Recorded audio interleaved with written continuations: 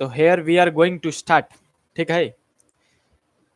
Chapter number 5 है। Chapter number 5 का नाम है वर्क पावर एनर्जी। का नाम है, कहते का नाम है वर्क पावर एनर्जी।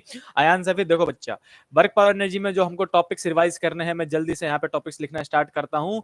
आसान चैप्टर है, वन शॉट रिवीजन दूंगा, इजिली समझ में आएगा, बस मस्त हेडफोन लगा के सुनते रहने का। अगर आपने इससे पहले चैप्टर पढ़ रखा है तो आपको रट जाएगा ये चैप्टर और मजा आएगा। तो वन शॉट रिवीजन ले रहे हैं हम। Chapter number 5 work power energy, class 11th का है। और इसमें जो सबसे पहला टॉपिक आता है वो वर्क डन ही आता है। कौन आता है? चैप्टर का नाम ही सबसे पहला वर्क था तो वर्क डन आएगा। दूसरा आएगा एनर्जी, क्योंकि चैप्टर के नाम में ही एनर्जी है, एनर्जी। एंड तीसरा आएगा power, as the name of chapter, work done, energy and power. चौथा टॉपिक जो एक्स्ट्रा टॉपिक इस चैप्टर में है वो है कोलिजन। तो मैक्सिमम 4 टॉपिक कवर करने हैं, लेकिन ये 4 टॉपिक ही मच मोर इनफ है इस चैप्टर को कंप्लीट करने के लिए। हर एक चैप्टर 25% का वेटेज रखता है, हर एक टॉपिक 25% का वेटेज रखता है। देखो सबसे पहले हम स्टार्ट करेंगे वर्क डन को। किसको स्टार्ट करेंगे? वर्क डन को। देखो भाई, मैं आपको वर्क डन को एक झटके में समझाने की कोशिश करूंगा। वर्क डन को डिनोट किससे करते हैं? चलो मैं पहले बेसिक ले लेता हूँ। ऐसा देखो, बेसिक्स तो पता होना चाहिए ना। वर्क डन को डिनोट किससे करते हैं? W से डिनोट करते हैं। मैं यहाँ लिख देता हूँ, डिनोट करते हैं W से। दूसरा पॉइंट, ऐसा यूनिट क्या होता है वर्क डन का? वर्क डन का ऐसा यूनिट जूल, जूल JUL, जे से डिनोट करते हैं। लेकिन CGS यूनिट बोलू तो किशोर, CGS यूनिट क्या होता है? अर्ज। अर्ज किया है, सुना ना? अर्ज, ERG, अर्ज।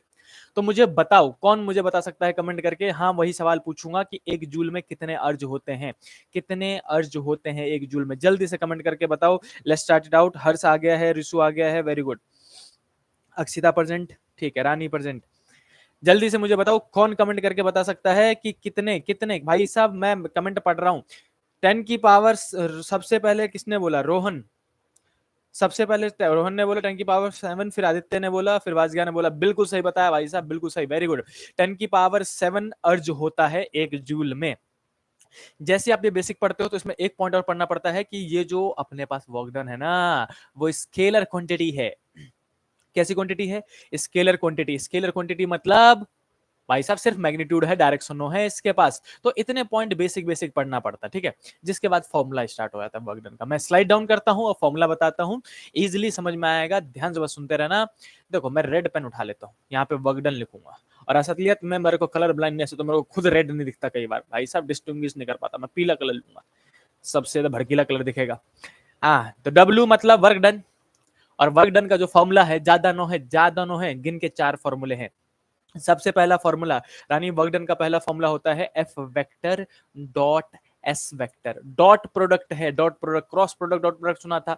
डॉट प्रोडक्ट में कैसे करते हैं? I को I से मल्टीप्लाई कर देते हैं, J को J से, K को K से मल्टीप्लाई कर देते हैं, वही वाला है पहला। तो डॉट प्रोडक्ट अगर कार्टेशियन फॉर्म दे रखा है, यानी कि I cap J cap K cap में दे रखा है, क्वेश्चन बना दे कि force equal to 2I cap minus 2J cap plus में 3J कैप, और डिस्प्लेसमेंट दे दे, तो जब भी आप आई जे के सुनो, क्या करना पड़ता है? सुरुचि, डॉट प्रोडक्ट, मतलब आई को आई से मल्टीप्लाई करो, जे को जे से, के को के से, बात खत्म।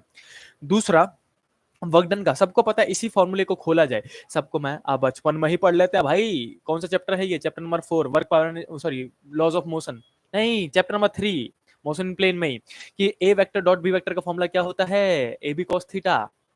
तो वैसे ही F vector dot S vector को खोलोगे तो आएगा अपने पास यहाँ पे एफ एस कॉस थीटा। बासगन, ये हमारा दूसरा फॉर्मूला।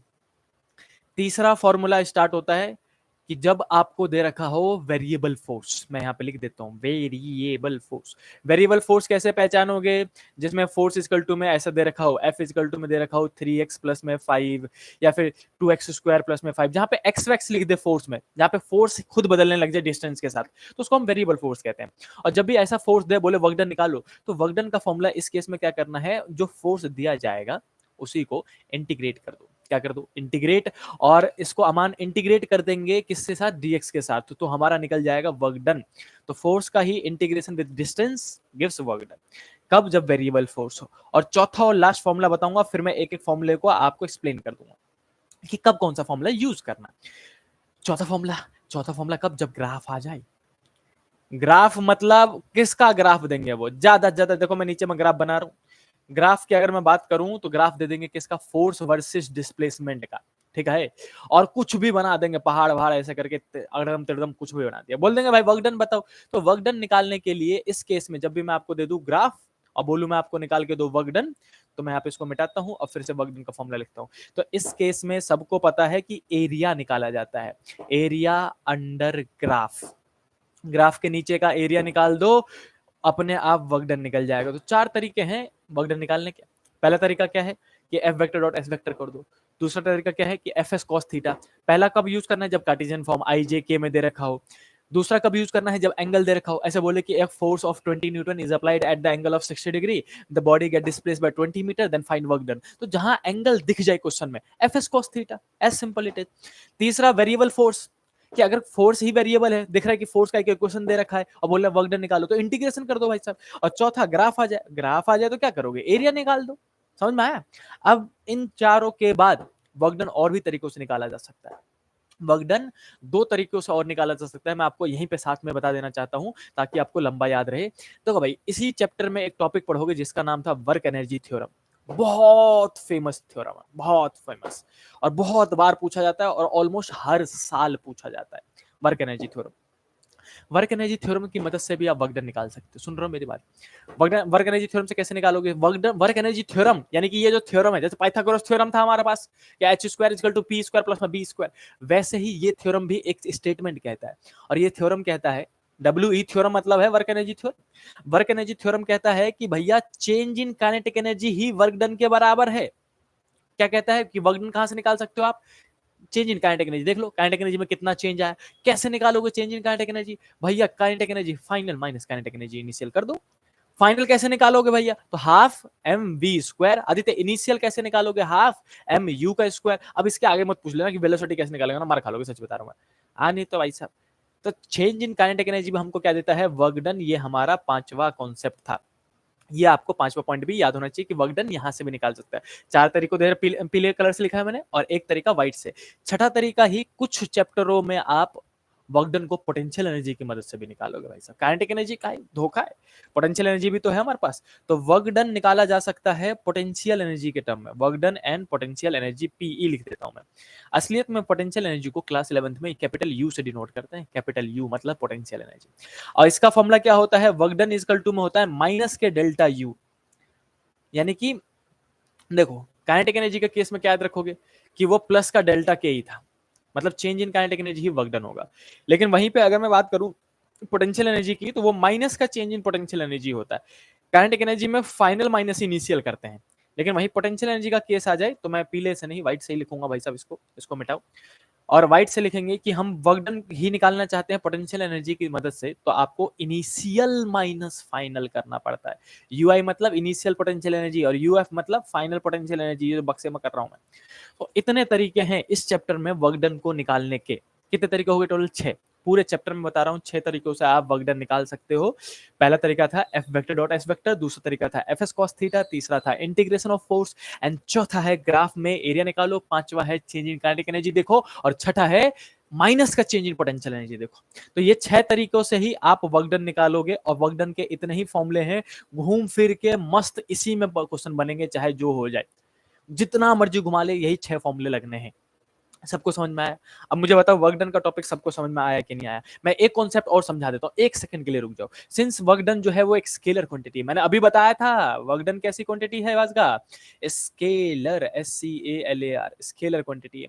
और जो स्केलर क्वांटिटी है, इसीलिए इसकी वैल्यू प्लस माइनस और फ्रैक्शन तीनों हो सकता है। हो सकता है कि इसकी वैल्यू पॉजिटिव में आए, प्लस का 5 जूल, हो सकता है नेगेटिव में आए, तो घबराना नहीं, वर्क डन नेगेटिव में आ सकता है भाई, माइनस का 10 जूल, माइनस का 20 जूल, और हो सकता है फ्रैक्शन में भी आ जाए, पॉइंट वाइन डेसिमल, सब में आ सकता है, तो घबराने का नहीं। ठीक है, बस इतना समझाना था, वर्क डन कंप्लीट। लेकिन 1 सेकंड के लिए रुकोगे? 1 सेकंड के लिए कोई गलती से पूछ ले कि what do you mean by work done, चलो निकाल लिया, 6 तरीके हैं वर्क डन निकालने के। समझ में आया? स्केलर क्वांटिटी है, पॉजिटिव नेगेटिव फ्रैक्शन में कुछ भी आ सकता है। How can you define work done? कोई ये पूछ ले तो कि डिफाइन कैसे करोगे वर्क डन, तो क्या बोलोगे? हम क्या बोलेंगे कि भैया इसका डेफिनेशन लिखवाया जाता है। हम क्या बोलते हैं कि whenever there is some force applied on a body and the body get displace, then work is said to be done. मतलब जब भी किसी बॉडी पे फोर्स लगे और बॉडी डिस्प्लेस हो, ये 2 चीजें होनी चाहिए, फोर्स लगना चाहिए, डिस्प्लेस होना चाहिए। अब अपने बगल में बैठे हुए दीवार को धक्का मारो, दीवार खिसक जाएगा क्या? नहीं ना। फोर्स लगाया, डिस्प्लेसमेंट नहीं हुआ, तो वर्क डन नहीं माना जाएगा। फोर्स भी लगना चाहिए, डिस्प्लेसमेंट भी होना चाहिए, तो जाके हम बोलेंगे वर्क डन हुआ है। तो मैं यहाँ पे इंग्लिश में लिख देता हूँ, जल्दी में इतने मेरे को बताओ कि आपको ये समझ में आया कि नहीं। मैं जल्दी से यहाँ पे लिख देता हूँ, when some force applied on a body and the body get displaced, then work is said to be done. Work, एक minute, work is said to be done, हम मान लेंगे कि हो गया है। ये रहा डेफिनेशन। ये पूरा जो स्क्रीन पे आपको दिख रहा है ना, इससे ज्यादा वर्क डन है ही नहीं आपके पास। इसके बाद कुछ बचा हुआ है तो वो है न्यूमेरिकल प्रैक्टिस। अब मुझे बताओ कितने बच्चों को समझ में आया, जल्दी से कहो। भैया आ गया, मैं थोड़ा लेट हो गया, पीयूष थोड़ा लेट हो गया, नो इश्यू बच्चा, अभी इतना ही पढ़ा है जितना आपको दिख रहा है। अब जल्दी से मुझे बताओ कितने बच्चों को समझ में आया। पीयूष को समझ में आ गया, और कौन कौन है? बिना कमेंट का ना मानूंगा भाई, मैं ना मान रहा ऐसे। ठीक है, शिवम को समझ में आ गया। आ गया, बहुत बढ़िया बहुत बढ़िया। टीना को समझ में आ गया, अमान को समझ में आ गया, विशाल समझ में आ गया, वेरी गुड। कैतिफा got it, very good, thank you so much. चलो आगे बढ़ते हैं, ऐसे करके एक्टिविटी करा करो भाई। आ गया, बहुत बढ़िया, वेरी गुड। यो चलो भैया, वर्क डन वाला समझ में आया? रिशु यार, वर्क डन ही तो समझा है।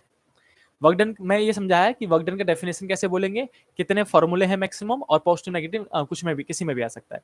तो ये आपको 3 बातें मैंने क्लियर करी है, और उससे पहले बेसिक्स क्लियर करे थे। बहुत बढ़िया, थैंक यू सो मच। चलो भाई आगे बढ़ते हैं, और किसी को स्क्रीनशॉट चाहिए तो ले सकता है, और ऐसे करके फॉर्मूला शीट बना लेना धीरे धीरे। अगर मैं चैप्टर का रिवीजन करवा रहा हूं तो 1 सेट फॉर्मूला शीट बना सकूं तो बना लेना। सारे फॉर्मूले मैंने वर्कडन के साथ लिख दिए। बताओ, अगर इसको ऐसे ही लिख लोगे ना कहीं पे, आधे पेज पे नहीं तो 1 पेज के अंदर अंदर सारे फॉर्मूले लिख लिए, और जेब में लेके घूमते रहो भाई। सब मैं बताता तो सबको हूँ, लेकिन करते नहीं है, क्या ही कर सकते हैं भाई, सबकी अपनी अपनी लाइफ है। वर्कडन के बाद अगर कोई टॉपिक स्टार्ट होता है तो वो है एनर्जी, और मैं आपको एनर्जी के ऊपर लेके जाना चाहूंगा। एनर्जी बहुत जरूरी है, ताकत की बात करेंगे हम, ठीक है। एनर्जी, एनर्जी की बात करो तो आपको 3 टाइप की एनर्जी पढ़नी पड़ती है, ठीक है। सबसे पहला kinetic energy, kinetic energy. Then आता है Suruchi potential energy, potential energy. बाकी तीसरा आता है अपने पास total energy, total energy. Kinetic energy को के ई से ही डिनोट करेंगे, कुछ बुकों ने इसको ई और उसके पैर में के लिखा है काइनेटिक एनर्जी, तो ऐसे भी डिनोट कर सकते हैं, घबराना मत, लेकिन हम के ई से ही डिनोट करेंगे। दूसरा, पोटेंशियल एनर्जी को कैपिटल यू से ही डिनोट करना चाहिए आपको, कि यही प्रावधान है। और टोटल एनर्जी को सीधे सीधे हम टी ई से डिनोट करेंगे, ताकि हमें सहूलियत हो, कोई दिक्कत नहीं है, यहाँ पे कोई नॉर्म्स नहीं है। तो ये 3 एनर्जी पढ़ना है, एक एक करके जल्दी जल्दी मैं समझाऊंगा, इजिली समझ में आएगा, ध्यान से बस सुनते रहना और एक्टिवली प्रेजेंट रहना भाई सब कमेंट के लिए। सबसे पहले काइनेटिक एनर्जी आता है। कौन आता है? Kinetic energy. काइनेटिक एनर्जी सबसे पहले आता किसकी वजह से? Possess by an object.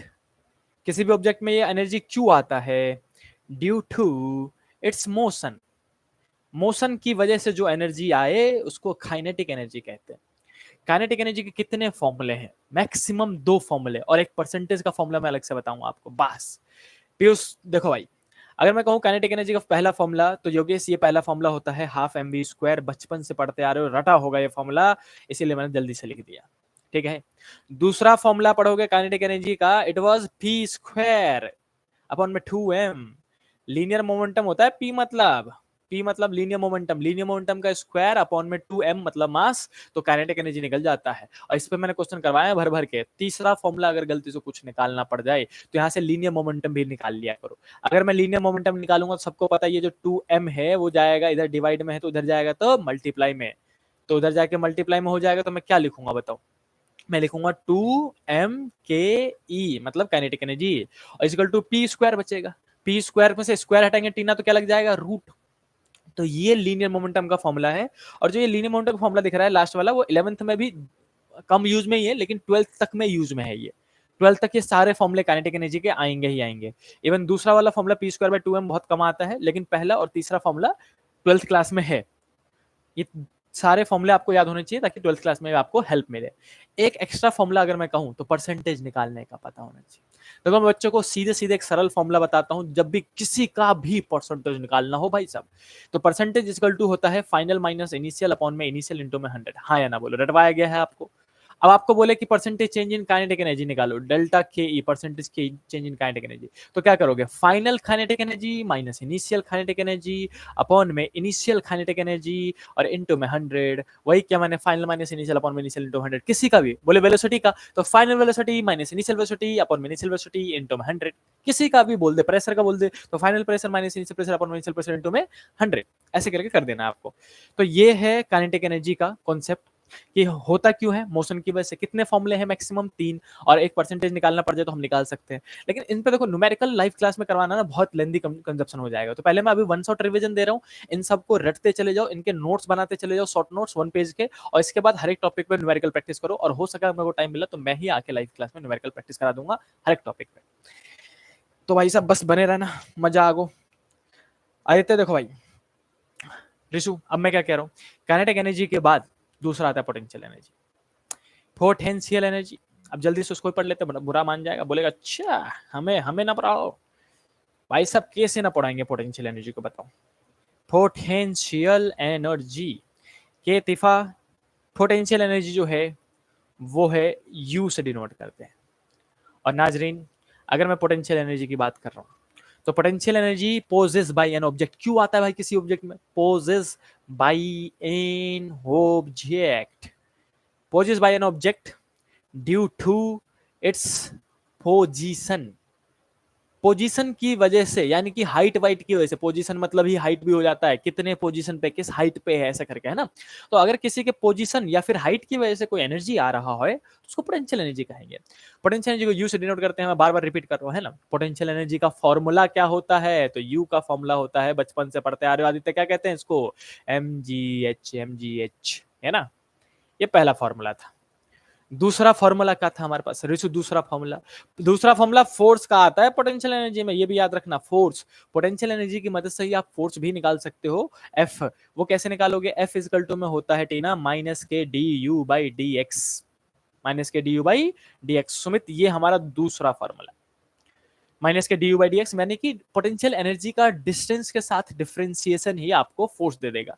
इन पे न्यूमेरिकल प्रैक्टिस कर लेना, एक दो न्यूमेरिकल करोगे तुरंत समझ में आ जाएगा, और नहीं तो कॉपी में जो न्यूमेरिकल कराया है उन्हीं को पलट के देख लेना, that is much more enough sufficient, ठीक है।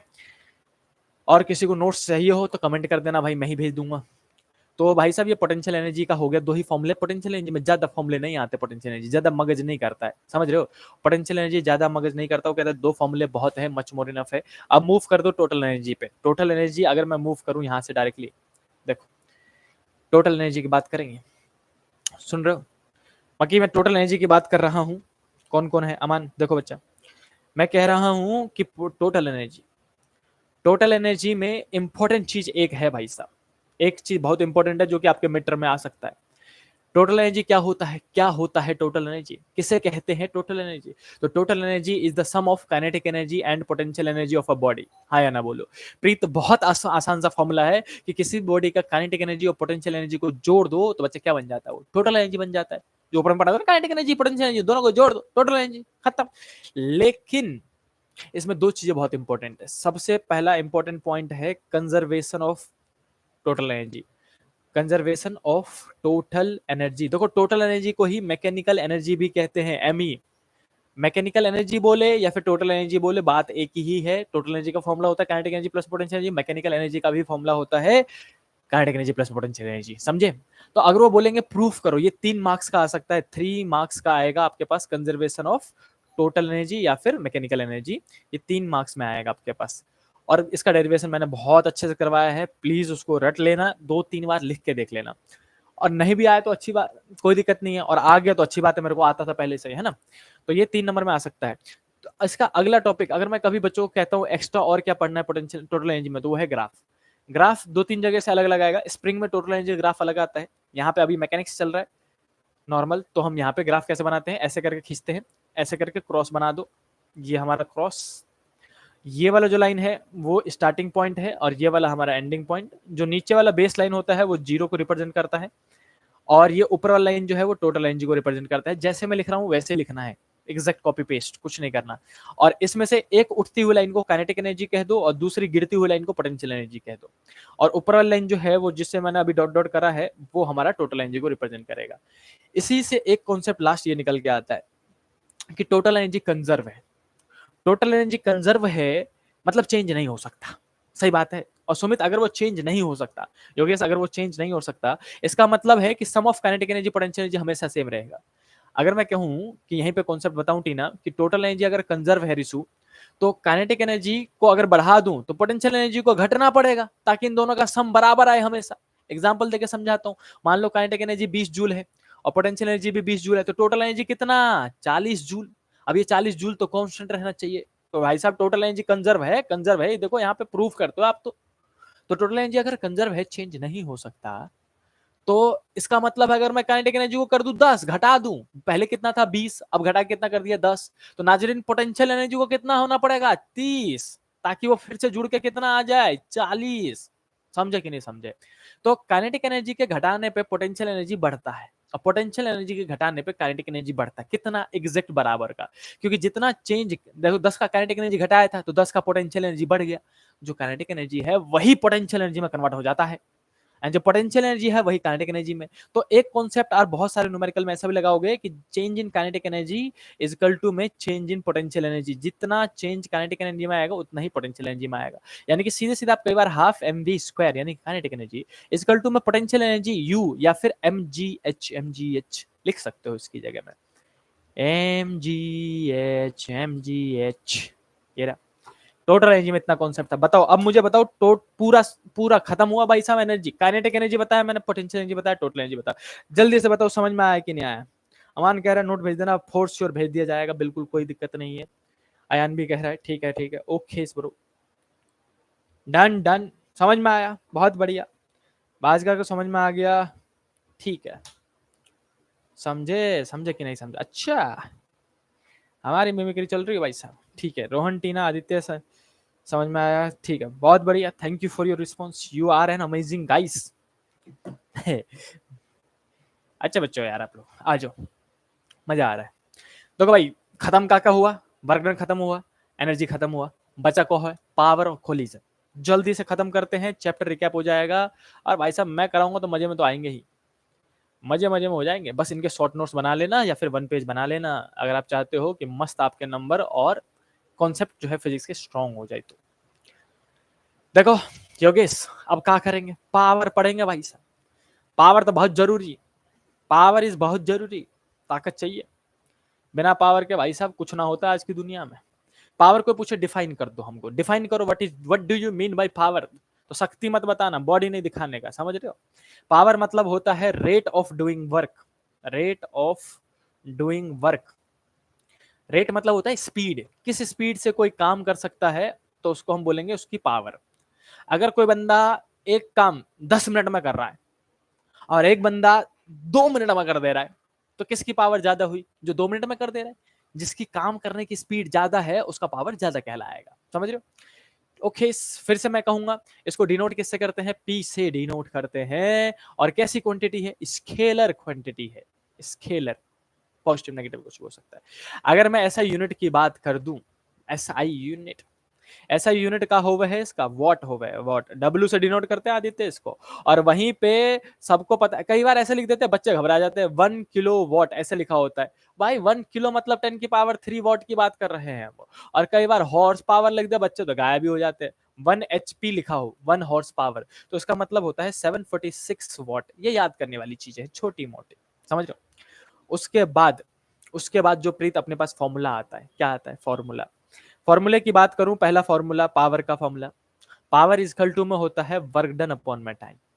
क्या होता है? वर्क डन अपॉन में टाइम। दूसरा, वर्क डन ही चेंज इन काइनेटिक एनर्जी के बराबर है। वर्क एनर्जी थ्योरम ने क्या कहा था कि वर्क डन किसके बराबर है? Change in kinetic energy. तो work done is equal to में, यहाँ पे दोबारा लिख रहा हूं मैं, work done is equal to में चेंज इन काइनेटिक एनर्जी किसने कहा था? वर्क एनर्जी थ्योरम ने कहा था मुझसे। इसीलिए बाजगान मैं कहूंगा कि वर्क डन को हटा के डेल्टा के लिख सकता हूं, तो डेल्टा के अपॉन में टी। समझे कि नहीं समझे? इसी को मैं हीट अपॉन में टाइम भी लिख सकता हूँ कि हीट भी एक फॉर्म ऑफ एनर्जी ही है। ये तो छोटे मोटे फॉर्मूले हो गए। तो पहला फॉर्मूला आपको याद रखना है वर्क डन अपॉन में टाइम या फिर काइनेटिक एनर्जी अपॉन में टाइम। दूसरा फॉर्मूला बहुत इंपॉर्टेंट, बहुत पावर का ही formula F vector dot V vector पढ़ाए रहे, F vector dot V vector, और इसी को ओपन कर दिया जाए तो ये एफ वी कॉस थीटा भी बन जाता है भाई साहब। ये दो फॉर्मूले याद होने चाहिए, एक वर्क डन और काइनेटिक एनर्जी टर्म में, और दूसरा डॉट प्रोडक्ट और एंगल के फॉर्म में। किसके बीच में? Force and velocity. Force and displacement हो तो वर्क डन, फोर्स और वेलोसिटी हो तो पावर। समझे कि नहीं समझे? इतना सा कॉन्सेप्ट है भाई साहब, बस इतना सा।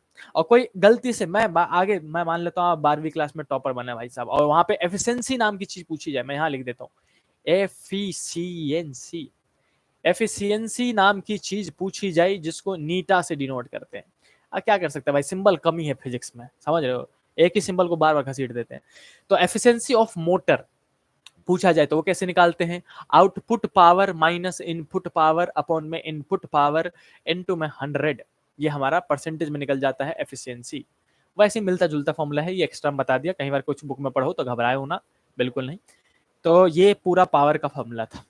पावर क्या होता है, फॉर्मूले कितने हैं, और एफिशिएंसी कैसे निकालेंगे। इजी टॉपिक था, सीधे सटीक दिमाग में जाना चाहिए, और जितना मैं लिखवा रहा हूँ उसका शॉर्ट नोट बना लेना, मैं सच्चे बता रहा हूँ मस्त फायदा हो जाएगा, बाकी बच्चों से वैसे आगे निकल जाओगे। और जिसने शॉर्ट नोट नहीं बनाए भाई साहब क्या ही कर सकते हैं।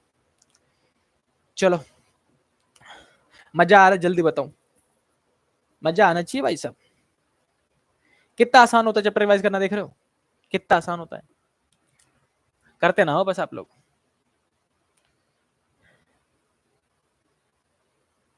एफिशिएंसी कहाँ यूज होता है भैया विशाल? ये वहां पे यूज होगा जहां मोटर वोटर की बात करेंगे, बोलेंगे पानी है, पानी का मोटर की एफिशिएंसी 80% है, तो वो एफिशिएंसी दे देंगे।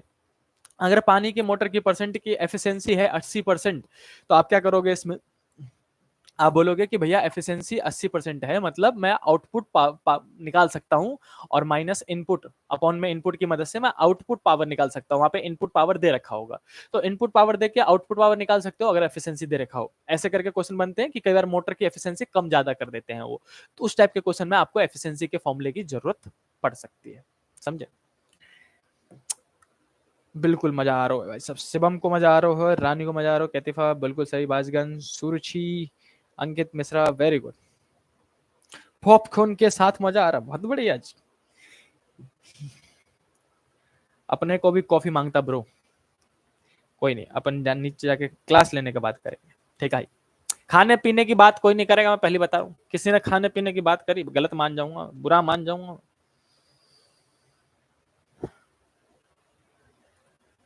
बाकी लास्ट टॉपिक आ गया भाई, लास्ट टॉपिक।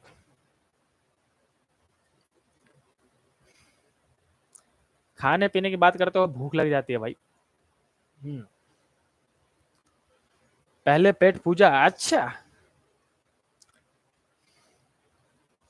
पहले करियर पेट पूजा, भाई साहब करियर बना लो सबके सब, मैं सच्ची बता रहा हूँ, वरना पेट पूजा होता ही रह जाएगा। देखो कोई ना, आ जाओ भाई। देखो हर्ष, अगर मैं बात करूं last topic of the chapter, that is collision. Collision में कितनी चीजें इंपॉर्टेंट है मैं आपको बताता हूँ। कोलिजन का डेफिनेशन इतना इंपॉर्टेंट नहीं है, इसलिए मैं ओरली बता दे रहा हूँ। क्या कहोगे सुमित, क्या कहोगे प्रियांशु, क्या कहोगे कि कब हुआ, कब मानोगे रानी कि कोलिजन हो गया? हम बोलेंगे जब किसी भी बॉडी का डायरेक्शन या फिर वेलोसिटी चेंज हो जाए due to some another body, और विदाउट फिजिकल कॉन्टैक्ट। भाई टच करे या ना करे हमें उसका मतलब ना है, बस वेलोसिटी और डायरेक्शन में से कोई एक चीज चेंज होनी चाहिए। डायरेक्शन चेंज हो गया तब भी कोलिजन माना जाएगा, वेलोसिटी चेंज हो गया तब भी कोलिजन माना जाएगा। समझ में आ गया? जरूर ना है धक्का देना ही, मैंने मैग्नेट का केस बताया था आपको कि आप किसी इंसान को धक्का दो तो उसकी वेलोसिटी चेंज हो जाएगी, तो आप मान लोगे कोलिजन हुआ है, दो गाड़ी टकरा जाए फिजिकली। या फिर दो मैग्नेट ले लो, दो मैग्नेट को आपस में एक दूसरे की तरफ फेंकोगे तो वापस रिपेल करके चले जाते हैं विदाउट टचिंग, टच करते बिना ही पहले से रिपल्सिव फोर्स लग जाता है। तो हो सकता है कि टच हो या ना हो तब भी कोलिजन माना जाता है। अब ये हो गया कोलिजन क्या होता है। सबसे मेन मुद्दा है कैन आयन कितने टाइप का होता है? कितने टाइप का होता है? दो टाइप का। इलास्टिक, आपके सिलेबस में जो है उतना ही बता रहा हूं मैं, इलास्टिक और इन इलास्टिक। इलास्टिक और इन इलास्टिक कोलिजन में डिफरेंस आना बहुत जरूरी मांगता, बहुत जरूरी मांगता। भाई साहब ई लाइन खींच दो, मस्त कर्वेचर सा, ठीक है। अब ये जो इलास्टिक कोलिजन है और इलास्टिक कोलिजन है, इसमें 5-5 पॉइंट का डिफरेंस है जो कि याद होना चाहिए, मैं रिवीजन करा देता हूं आपको। देखो पहला पॉइंट का है कि इलास्टिक में जो काइनेटिक एनर्जी है वो कंजर्व रहता है, कंजर्व मतलब चेंज नहीं होता। दूसरा लीनियर मोमेंटम भी चेंज नहीं होता, लीनियर मोमेंटम कंजर्व रहता है, समझ गए। तीसरा टोटल एनर्जी या फिर मैकेनिकल एनर्जी, टोटल एनर्जी और मैकेनिकल एनर्जी भी एमई लिखा है यहाँ पे, कंजर्व रहता है, कंजर्व रहता है, समझे। इसमें इलास्टिक मतलब शरीफ और शरीफ मतलब तीनों energy conserve, while in elastic पहले को ही मार के धपेट देता, कहता अच्छा काइनेटिक एनर्जी नॉट कंजर्व, भाई साहब काइनेटिक एनर्जी कंजर्व नहीं करता है, मना कर देता है ये। लेकिन सबको पता है पूरे फिजिक्स में तीन ही चीज कंजर्व है, मैं आपको रटवा चुका हूं, चार्ज मोमेंटम और टोटल एनर्जी। चार्ज मोमेंटम और टोटल एनर्जी किसी भी चैप्टर में अनकंजर्व हो ही नहीं सकते हैं, दे आर सदाबहार, इनको कोई रोकने वाला ना हो। तो चार्ज हर चैप्टर में कंजर्व रहेगा, मोमेंटम हर चैप्टर में कंजर्व रहेगा, दोनों momentum angular momentum linear momentum दोनों ही कंजर्व रहता है, और टोटल एनर्जी हर मोमेंटम है, इसको कौन रोक सकता है। तो लीनियर मोमेंटम कहता है अच्छा बेटा हमसे लड़ोगे, हम तो कंजर्व वाले हैं, हमारे पास कोटा है, कोटा हम कार्ड लेके चलते हैं वीआईपी कार्ड, हमें ना रोक देना। तो लीनियर मोमेंटम कंजर्व रहता है भाई साहब। टोटल एनर्जी भी कहता है हमारे पास भी वीआईपी कोटा है भाई, हम भी कंजर्व है। तो लीनियर मोमेंटम टोटल एनर्जी को तो कोई नहीं रोकता, ये कंजर्व होता है, लेकिन काइनेटिक एनर्जी को यहाँ मना कर दिया जाता है। तो आप इसको ऐसे भी कह सकते हो, जिस कोलिजन में काइनेटिक एनर्जी कंजर्व ना हो वो इन इलास्टिक कोलिजन है, इन इलास्टिक, यहाँ पे आई एन है, ठीक है। उस 3 पॉइंट तो यहीं पे हो गए। चौथा पॉइंट का है, चौथा पॉइंट आता है कि यहाँ पे नो एनर्जी लॉस, दो बॉडी टकराई कोई एनर्जी लॉस नहीं होगा। लेकिन यहां कहता है अच्छा, इनलास्टिक कहता है अच्छा मजा कैसे आएगा भाई, कैसे मजा आएगा है हर्ष बताओ, एनर्जी लॉस तो होना चाहिए ना, दो बॉडी टकराई मस्त एनर्जी लॉस होगा तभी तो मजा आएगा। ये कहता है ना ना कोई इलास्टिक कोलिजन की बात करो। पांचवा point, no heat light sound, no heat produce नहीं होता, लाइट प्रोड्यूस नहीं होता, लाइट नहीं निकलती, एंड साउंड भी नहीं आता टकराने पे, समझ रहे हो। जैसे दो मैग्नेट की बात की, दूर दूर से भगा लेते हैं भाई सब एक दूसरे को। तो ये कहता है अच्छा मतलब दो बॉडी टकराई, ना ही हीट लाइट प्रोड्यूस है ना ही साउंड प्रोड्यूस है, क्या मजा आएगा, कैसे पता चलेगा कोलिजन हुआ। तो इनलास्टिक कोलिजन कहता है ना भाई ना, हमारे यहाँ तो हीट प्रोड्यूस होता है, लाइट भी प्रोड्यूस हो सकता है चिंगारी मंगारी निकल जाए, और साउंड तो पक्का धमाम खूब तेज की आवाज आएगी, हाँ ना बोलो। छठा पॉइंट और लास्ट पॉइंट आपको याद होना चाहिए कि इसमें जो फोर्स होता है वो कंजर्वेटिव फोर्स होता है, कंजर्वेटिव फोर्स, मैं यहाँ लिख देता हूँ कंजर्वेटिव फोर्स छोटा सा। और ई में जो पॉइंट होता है वो नॉन कंजर्वेटिव फोर्स होता है, नॉन कंजर्वेटिव फोर्स। तो ये 6 पॉइंट का डेफिनेशन डिफरेंस आपको पता होना चाहिए, फोर्स ऐसा करके हमने लिख दिया, ठीक है। ठीक है, सेम क्वेश्चन, ओके। अब मेरी बात सुनो, मेरी बात सुनो, मेरी बात सुनो। इसके बाद अगर कुछ आना चाहिए तो दो फॉर्मूले आने चाहिए, बस दो, डी ओ डो। और मैं कोलिजन को यही बताता हूँ, कोलिजन का ज्यादातर देखो, कोलिजन बहुत डिफरेंट डिफरेंट टाइप के होते हैं। हेड ऑन कोलिजन होता है, इलास्टिक कोलिजन होता है, परफेक्टली इलास्टिक, परफेक्टली इलास्टिक, बहुत सारे कोलिजन, कोलिजन पूरा एक सब्जेक्ट बन सकता है, इतना बड़ा टॉपिक है। लेकिन आपको क्या करना है, आपको अपने सिलेबस से देख के काम करना है। एग्जाम में मेरे जितना पूछा जाएगा मैं उतना ही तो पढ़ूंगा, है ना। एक्स्ट्रा टॉपिक पढ़ के क्या फायदा मिलेगा, अभी अभी तो नहीं पढ़ना है। जो अब आप अपने मेन कोर्स में जाओ, कॉलेज में जाओ, तो मस्त डिटेल में पढ़ना भाई सब, मस्त नॉलेज स्किल डेवलप करते रहना, वहां पे जाके स्किल मैटर करती है। अभी का सिलेबस तो मुझे इतना पढ़ना है कि मुझे मेरा अच्छे एग्जाम निकल जाए और मेरा सिलेक्शन हो जाए किसी अच्छे कॉलेज में, राइट। तो आपको कोलिजन में कितना कितना पढ़ना है, क्या क्या पढ़ना है, मैक्सिमम बता रहा हूं मैं आपको। पहले तो लॉस ऑफ काइनेटिक एनर्जी पढ़ना है आपको, loss of kinetic energy important topic में से एक बता रहा हूं ताकि फालतू का टाइम वेस्ट ना हो आपको। लॉस ऑफ काइनेटिक एनर्जी किस में होता है, इन इलास्टिक कोलिजन में होता है, सबको पता है, in elastic, in elastic collision, ठीक है। इन इलास्टिक कोलिजन में कितना एनर्जी लॉस होता है उसका फॉर्मूला पता होना चाहिए, बहुत बार पूछा जाता है। तो डेल्टा के ई कहते हैं, डेल्टा के मतलब है लॉस ऑफ काइनेटिक एनर्जी, मैं यहाँ पे लिख भी देता हूँ, लॉस ऑफ काइनेटिक एनर्जी, लिख दिया ऐसे करके, ठीक है। इसका फॉर्मूला होता है सुरुचि, जो कि याद होना चाहिए आपको, और टेना उसका फॉर्मूला जो था वो था half m1 m2 divided by m1 plus m2 और u का स्क्वायर, इनिशियल वेलोसिटी का स्क्वायर। अगर दो बॉडीज हैं, ये अगर ये सिंगल बॉडी का केस है, ये कब का केस है, जब एक बॉडी मूव कर रहा होता है और दूसरा बॉडी रेस्ट में होता है, ठीक। जहाँ पे u1 इक्वल टू में u होगा और u2 इक्वल टू में 0 होगा, यानी कि दूसरी बॉडी जो थी वो रेस्ट पे थी, तब ये कंडीशन लगता है। और इसी का एनसीईआरटी में आपके पास डेरिवेशन है, यही करके जाना है आपको इसी का।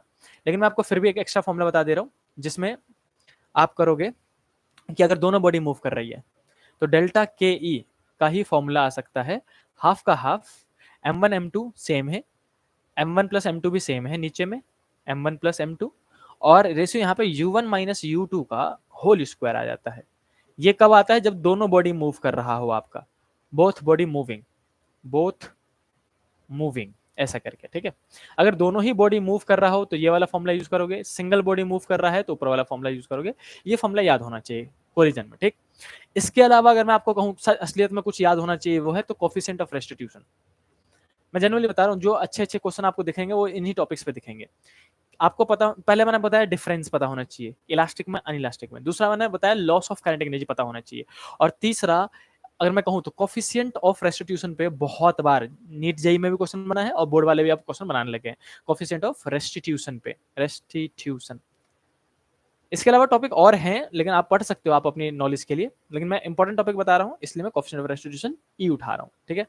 ई होता क्या है, तो ई का फॉर्मूला होता है वेलोसिटी ऑफ सेपरेशन अपॉन में वेलोसिटी ऑफ अप्रोच। अगर कोई बोले कि डिफाइन करो तो वेलोसिटी ऑफ सेपरेशन कि किस स्पीड से दो बॉडी अलग हो रही है, अपॉन में वेलोसिटी ऑफ अप्रोच क्या था। मैं आपको उम्मीद करता हूँ डायग्राम याद आ गया होगा, जिसमें पहले वो अप्रोच करता है और बाद में सेपरेट हो जाता है। एग्जाम्पल के लिए मैं बता ही देता हूँ, M1 U1 से आगे की तरफ जा रहा था, M2 U2 से आगे की तरफ जा रहा था, तो U1 ग्रेटर था तो U2 से। अगर पीछे वाली की स्पीड ज्यादा है तो पीछे वाला क्या करेगा, इसको अप्रोच करेगा, APPROCH अप्रोच करेगा। उसकी वेलोसिटी कैसे निकालेंगे, U1 माइनस U2 करके। और टकराने के बाद जब ये पीछे वाले की स्पीड ज्यादा है तो पीछे वाला इसको आगे वाले को क्या करेगा, ठोकर मार देगा। ठोकर मारने के बाद आगे वाले की स्पीड बढ़ जाएगी, वो V2 हो जाएगा, और पीछे वाले की घट जाएगी। भाई पीछे जाकर ठोकर मारोगे तो आगे वाला भागेगा नहीं स्पीड में, तो उस पीछे वाले की स्पीड कम हो जाएगी। तो अब क्या होगा कि आगे वाला हाई स्पीड में भाग रहा है, यहाँ पे V2 ग्रेटर है V1 से, तो सेपरेट होने लग जाएंगे, तो उसको हम बोलेंगे वेलोसिटी ऑफ सेपरेशन। समझ रहे हो। अब वेलोसिटी ऑफ सेपरेशन को हम कैसे निकालते हैं, V2 माइनस V1 करके, अपॉन में वेलोसिटी ऑफ अप्रोच कैसे निकालते हैं, 1 माइनस 2 करके। इनका मॉड लगा दो तो यही हमारा कोफिशिएंट ऑफ रेस्टिट्यूशन का फॉर्मूला होता है। और मैंने आपको इसका एक डायग्राम यानी कि एक ग्राफ बनाया होगा, एक टेबल बनाया होगा, जिसमें मैंने आपको 4 लिखवाए होंगे। वो वाला टेबल याद कर लेना बस, जिसमें इलास्टिक, इनलास्टिक और सुपर इलास्टिक या फिर नॉन इलास्टिक का कोलिजन था, परफेक्टली इलास्टिक का, उसमें ई की वैल्यूज लिखवा रखी थी। तो इतना सा चैप्टर है और इतना सा ही मेन चीज इंपॉर्टेंटली आपको याद रखना है। अब मुझे बताओ क्या मस्त पूरा चैप्टर समराइज हुआ आपका, जल्दी से बताओ। टीना ऐसे नहीं बच्चा, ऐसे नहीं बोलोगे, ऐसे नहीं बोलोगे भाई। हो आदित्य कह रहा है ये क्या है, हो सकता है आपके बैच में मिस हो गया हो वैसा, लेट कमर्स हो, मेरे को मेरी तरफ मत देखना ऐसा। और मैं पूरे चैप्टर का नोट भेज दूंगा आपको। तो ये था अपने पास पूरा चैप्टर। अब मुझे बताओ जल्दी से समझ में आया कि नहीं आया, कितना मस्त इजीली समराइज हो गया चैप्टर। पहले हमने वर्क डन पढ़ा, फिर हमने एनर्जी में काइनेटिक एनर्जी के सारे फॉर्मूले देखे, फिर पोटेंशियल एनर्जी के सारे फॉर्मूले देखे, फिर टोटल एनर्जी देखा, फिर पावर देखा, पावर के बाद कोलिजन देखा, और कोलिजन के बाद ये चैप्टर कंप्लीट। जल्दी से मुझे बताओ कमेंट करके, क्या ये चैप्टर मस्त समझ में समराइज हुआ, आपका मजा आया। कोफिशिएंट ऑफ रेस्टिट्यूशन पल्ले नहीं पड़ा, लगता है आप लोगों ने नहीं, आपके बैच में नहीं हुआ है ये, तभी पल्ले नहीं पड़ रहा है। कोई नहीं, ऑफलाइन बैच में करवा दिया जाएगा। बी रिलैक्स, बी मजे में रहो, कोई दिक्कत नहीं है भाई सब। बाकी पूरा सबको समझ में आ गया, हर्ष को समझ में आ गया, अमान को समझ में आ गया, ठीक है, बाजगान को भी समझ में आ गया, बहुत बढ़िया। सुरुचि को समझ में आ गया, Aditya okay bro got it, Rani को समझ में आ गया, ठीक है ठीक है। कल सुबह 7 बजे क्लास है, बिल्कुल सही कह रहे हो, 7:15 तक मैं पहुंच जाऊंगा भाई साहब। ऑफलाइन क्लास की बात कर रहा हूँ मैं, कल सुबह 7:15 तक ऑफलाइन क्लास है। 7:15 तक सबको आ जाना, उससे ज्यादा लेट मत करना, ब्रेकफास्ट करके आना, हो सके तो पानी की बोतल लेके आना मस्त। कोई चाय नाम की चीज लाना चाहो तो वो भी ला सकते हो, आपकी श्रद्धा है, कोई दिक्कत नहीं है भाई साहब, मैं बिल्कुल मना नहीं करूंगा। हाँ, कल सुबह 7:15 तक पहुंच जाना सब, ठीक है। चलो आज के लिए इतना ही बच्चों, मजा आ गो, पूरा चैप्टर समराइज हो गो, है ना। अब हम मूव कर जाते हैं, आज की क्लास को हम यहीं विराम करेंगे। अब मुझे बहुत अच्छा सा लग रहा है क्योंकि चैप्टर कंप्लीट हो गया। स्मार्ट ही तो मैं बचपन से लगता हूँ, पता है भाई साहब, इतना यंग हूं मैं।